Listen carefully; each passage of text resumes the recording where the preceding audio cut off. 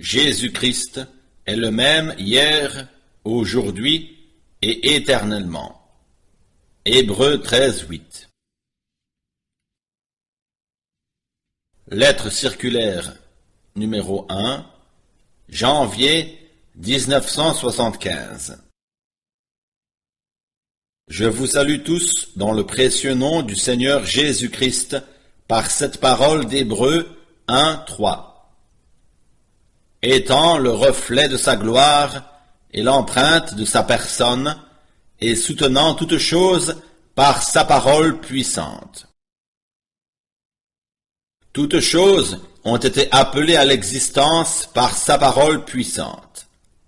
Le Seigneur a parlé, et cela s'est accompli. Il a commandé, et la chose fut présente. Ce que la bouche du Tout-Puissant prononce s'accomplit toujours. Sa parole est immuable, et nous devons saisir dans notre vie de foi l'action puissante de la parole de Dieu. La parole par laquelle toutes choses ont été créées et maintenues en vie est la même qui soutient également les croyants. Il est écrit dans Jacques 1:18. Il nous a engendrés selon sa volonté, par la parole de vérité, afin que nous soyons en quelque sorte les prémices de ses créatures. Le même Dieu qui a appelé la création entière à l'existence a fait de nous, par la parole de la vérité, une nouvelle créature en Jésus-Christ.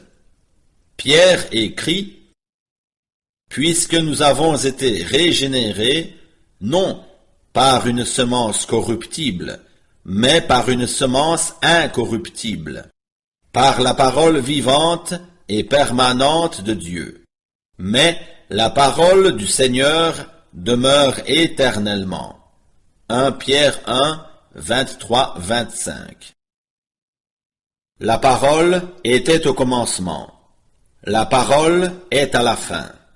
Elle est une puissance créatrice, salvatrice et guérissante. Toute parole de Dieu a une répercussion dans notre vie par la foi. Puissions-nous seulement saisir cette vérité, que chaque promesse que nous prononçons dans la foi s'accomplira, si nous remplissons les conditions divines posées par Dieu. Chaque promesse est liée à l'obéissance de la foi. Tous les croyants de cette dernière génération qui croient aux promesses se rapportant au retour de Jésus-Christ éprouveront que la parole que Dieu leur a adressée est véritable et que la puissance de Dieu se manifeste. En Christ s'est accomplie la parole de Dieu, déclarant qu'il ne verrait pas la corruption, et chaque promesse se rapportant à lui a été confirmée comme véritable. De la même manière, chaque promesse de la parole de Dieu s'accomplira envers chaque croyant. La même puissance qui a ressuscité Jésus-Christ d'entre les morts rendra la vie à nos corps mortels et les transformera. Tout s'accomplira conformément à la parole de Dieu. Dieu a déterminé dans sa parole le cours de l'histoire de l'humanité entière. Il n'y a absolument rien à changer à cela. Événements actuels. Toujours à nouveau, l'opinion publique est dirigée vers ce qui se passe au Moyen-Orient, et par cela même, le peuple d'Israël est rappelé au souvenir des gens. Tous les croyants savent quel est l'enjeu de ces choses, et ils pensent au peuple d'Israël dans leurs prières, et le bénissent au nom du Seigneur. Peu importe l'attitude prise par les gouvernements, l'attitude des enfants de Dieu s'aligne sur celle de la Bible. Le fait qu'ils habitent en Russie, en Chine, en Europe ou en Amérique ne joue aucun rôle. Les croyants sont enseignés par Dieu, et ils ont pris la position divine de la parole. Nous savons qu'à la fin des temps, et conformément aux promesses de Dieu, les Juifs devaient être rassemblés de tous les peuples et devaient retourner dans leur pays d'origine. Le Seigneur Dieu lui-même avait fait la promesse à son serviteur et prophète Abraham que sa postérité habiterait dans le pays de la promesse. Dans les desseins de Dieu, il avait été arrêté qu'en tant que nation, les Juifs ne recevraient pas le Messie lors de sa première venue, et qu'ils ne le reconnaîtraient pas. Cela afin qu'il soit donné à tous les peuples la possibilité de devenir croyants et de recevoir Jésus-Christ comme leur sauveur personnel. Déjà du temps de Moïse, le Seigneur prédit le destin du peuple d'Israël, car il voyait l'égarement de leur cœur, et il savait qu'il ne se laisserait pas reprendre par son esprit. Je vous disperserai parmi les nations, et je tirerai l'épée après vous. Votre pays sera dévasté, et vos villes seront désertes. Lévitique 26, 33. Vous n'y prolongerez pas vos jours, car vous serez entièrement détruits. L'Éternel vous dispersera parmi les peuples, et vous ne resterez qu'un petit nombre au milieu des nations où l'Éternel vous emmènera. C'est de là aussi que tu chercheras l'Éternel ton Dieu, et que tu le trouveras, si tu le cherches de tout ton cœur et de toute ton âme. Deutéronome 4, 26, 29. Le Seigneur Dieu se souvient de son alliance avec Israël. Bien qu'il eût été courroucé, il se tourne de nouveau avec amour vers lui.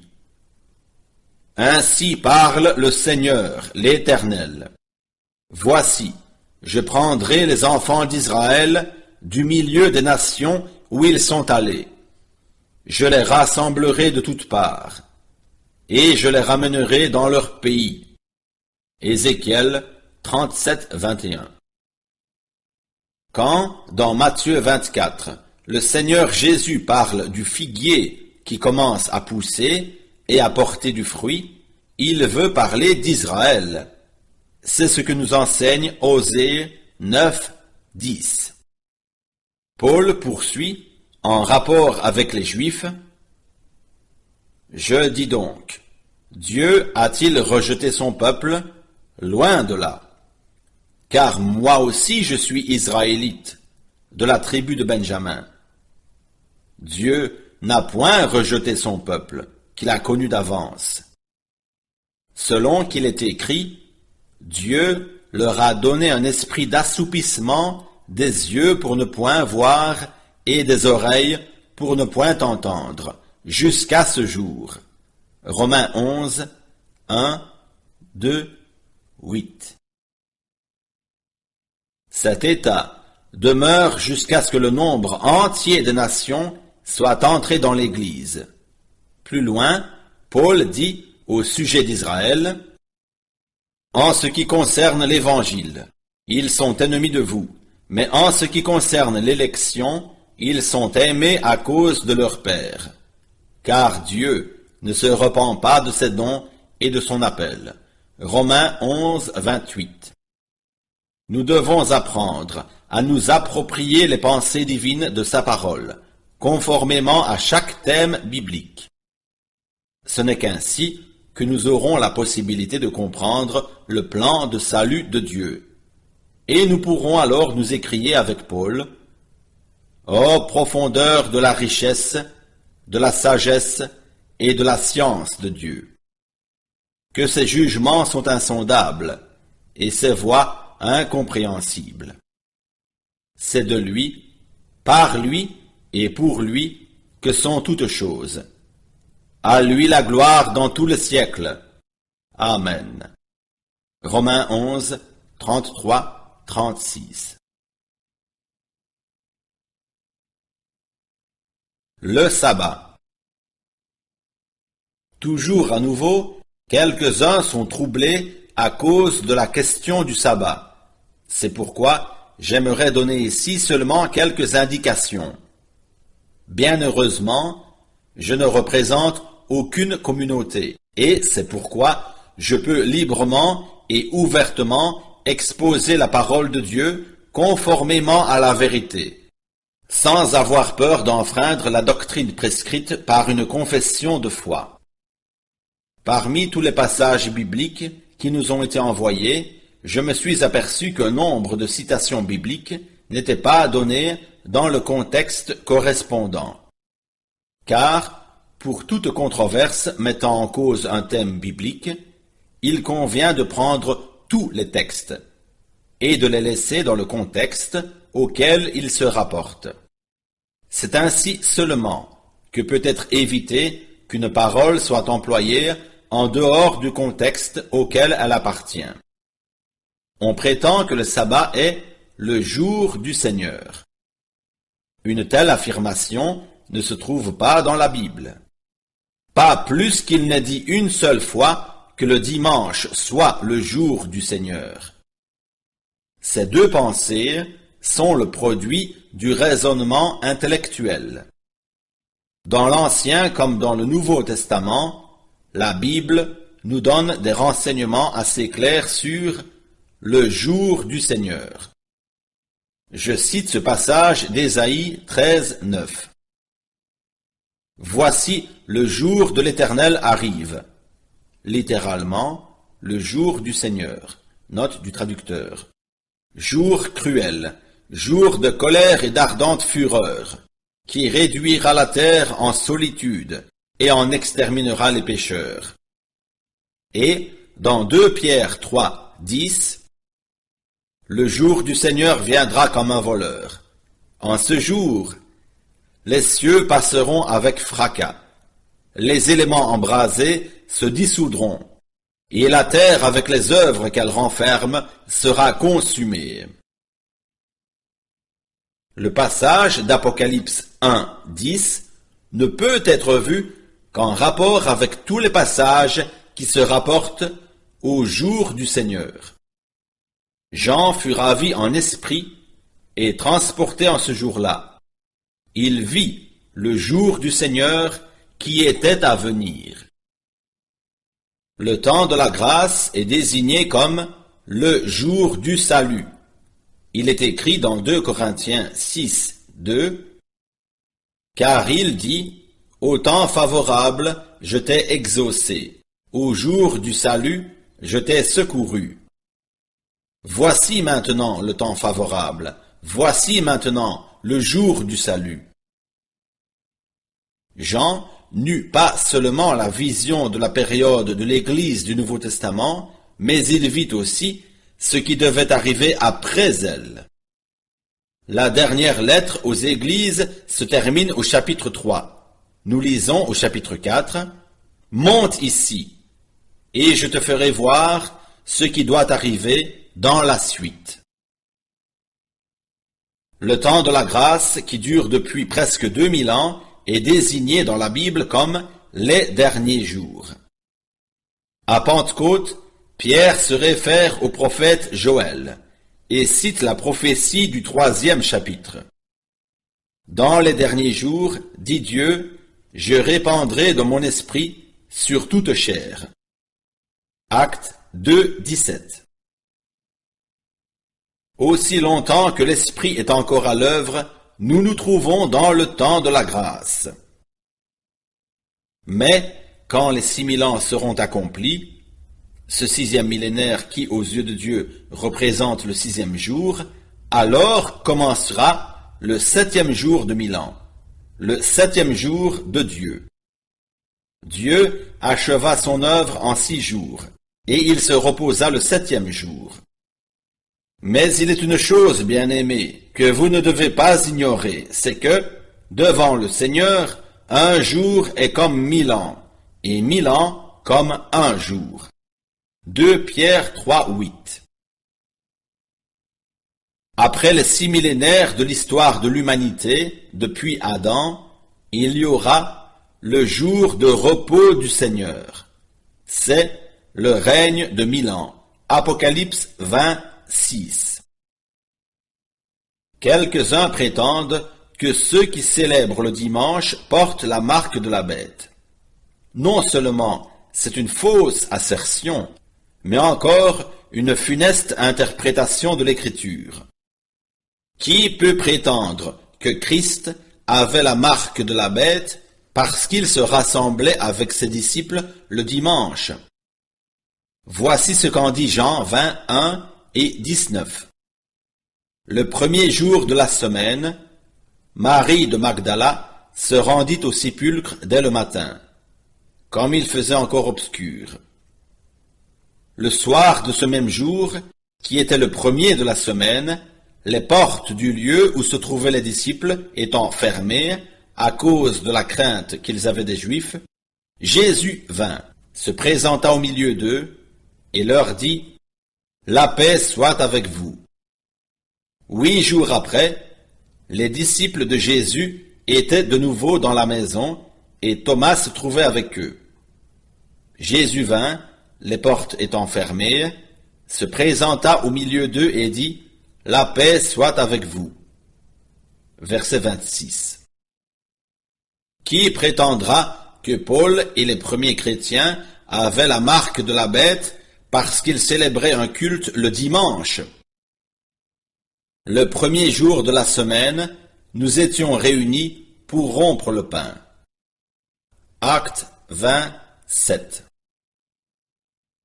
Dans aucun passage biblique, nous ne voyons que le Seigneur Jésus, ou les apôtres avec ceux qui étaient devenus croyants, célébraient un culte le jour du sabbat. Il est au contraire souvent écrit qu'aussi bien le Seigneur Jésus que les disciples prêchaient la parole aux Juifs le jour du sabbat. Personnellement, pendant la vingtaine d'années de mon ministère, j'ai tenu des cultes chaque samedi et dimanche et aussi chaque jour de la semaine dans lequel j'avais l'occasion de le faire. Paul a même ordonné que la collecte pour les saints se fasse le premier jour de la semaine. 1 Corinthiens 16, 2. En ce qui concerne les Juifs, le Seigneur Dieu leur a ordonné de garder le sabbat comme un signe pour toujours. Les enfants d'Israël, non pas les nations, observeront le sabbat en le célébrant, eux et leurs descendants, comme une alliance perpétuelle. Ce sera entre moi et les enfants d'Israël, pas les païens, un signe qui devra durer à perpétuité. Exode 31, 16, 17. Celui qui a bien lu l'histoire de l'Église et qui a pris connaissance de l'établissement du dimanche par la papauté comme jour officiel à observer, devrait réfléchir à ceci. Ce qui est effroyable en cette affaire n'est pas que l'on ait insisté sur un jour dans lequel les chrétiens se rassemblaient déjà depuis 300 ans. Non, mais ce qu'il y a de diabolique là-dedans, c'est que l'on commença à persécuter les Juifs en les appelant les meurtriers de Dieu, et qu'on les contraignit à observer le dimanche. Il leur fut interdit d'observer le sabbat sous la menace de châtiment et de persécution. Le Seigneur Dieu, qui avait donné à son peuple d'Israël le sabbat comme un signe de l'alliance, tirera vengeance de cette action cruelle de la papauté.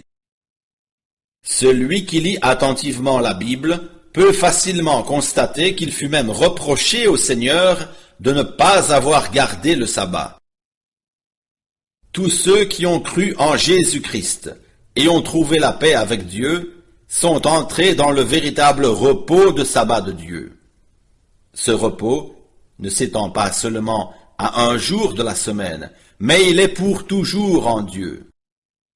Vous voyez qu'il est très important qu'en toute chose, nous gardions l'équilibre biblique.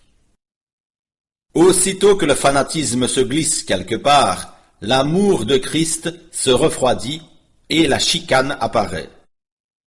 Si nous faisons en sorte que quoi que ce soit d'autre que lui soit le point central de notre communion, la bénédiction a déjà disparu. Exode des gens de l'Église. Les journaux rapportent que des milliers de personnes sortent de l'Église. Les mobiles en sont divers. Pour plusieurs, c'est par motif de conscience qu'ils ne peuvent plus rester dans l'Église. L'heure de la tentation est venue sur la terre entière par l'œcuménisme, et tout véritable enfant de Dieu se trouve placé devant une décision à prendre. Celui qui se tait et qui n'agit pas sans tarder se rend complice de cette séduction religieuse. La sortie de l'Église du pasteur Richard Henninger a, dans les pays d'expression allemande, fait les manchettes des journaux.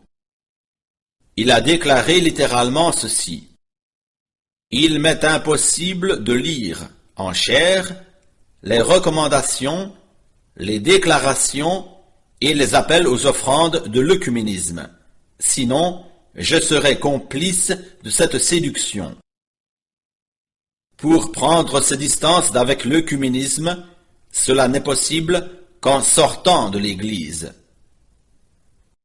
Comme je ne veux rien avoir à faire avec l'œcuménisme de Genève, tant du point de vue nominal que théologique, ou moral, politique ou financier, il ne me reste plus d'autre possibilité que de sortir de l'Église évangélique nationale. Autrement, il n'y a pas de possibilité de se distancer d'eux. Pour étayer ces dires, Henninger cita Apocalypse 18, 1 à 5. Pour celui qui fait partie de l'Église de Jésus-Christ, il est impossible d'appartenir en même temps à l'œcuménisme. Alors que toutes les églises, indépendantes ou non, se rassemblent, il n'est pas seulement nécessaire de recommander de sortir de l'Église, mais c'est bien plutôt l'ordre divin que nous devons écouter. C'est pourquoi sortez du milieu d'eux et séparez-vous, dit le Seigneur. Nouvelle de la mission. C'est avec une profonde reconnaissance que nous regardons en arrière vers ce que Dieu a fait dans cette année. Nous pourrions raconter beaucoup de choses au sujet de ce que Dieu a fait par le message du temps de la fin, tant à l'est qu'à l'ouest, au nord qu'au sud. C'est merveilleux de suivre la direction du Saint-Esprit. Avec l'aide de Dieu, nous avons installé une petite imprimerie dans laquelle nous imprimons nous-mêmes les textes en allemand et en anglais. Depuis que nous avons sorti en anglais les brochures Crois seulement et Impact de la révélation, un puissant bond en avant s'est accompli pour le message du temps de la fin dans les pays d'expression anglaise. Beaucoup ont compris de quoi il s'agissait réellement, et ils ont reçu un fondement biblique pour leur foi. La première édition de ces deux brochures, qui étaient imprimées chacune en 10 000 exemplaires, a été épuisée en peu de temps et a dû être réimprimée. Nous sommes très reconnaissants pour les nombreuses et encourageantes lettres que nous avons reçues. Le Seigneur nous a conduits, à part notre émission en allemand sur Radio Luxembourg, d'en commencer une en anglais au Canada. Nous émettrons sur autant de postes d'émission que possible afin que le message du temps de la fin soit publié partout. Nous avons reçu de telles exhortations au sujet de ces émissions en allemand que nous nous sentons encouragés de continuer à publier les vérités bibliques. Ce ne sont pas seulement des lettres que nous recevons, mais aussi des appels téléphoniques. Ce sont toujours à nouveau des personnes qui n'avaient pas entendu parler auparavant de ce que Dieu avait fait dans ces temps de la fin. À cette occasion, j'aimerais remercier sincèrement tous ceux auxquels le Seigneur a mis à cœur de soutenir le travail missionnaire. Nous ne mentionnerons ni les grands frais que cela entraîne, ni les travaux pénibles que cette œuvre occasionne. Nous nous adonnons à ce service avec un parfait abandon, et nous savons que le Seigneur Dieu voit toutes choses et qu'il conduit et dirige les siens. Tous ensemble, nous sommes ouvriers avec Dieu. Chacun peut avoir part à ce que le Seigneur fait maintenant. Agissant de la part de Dieu, frère Franck.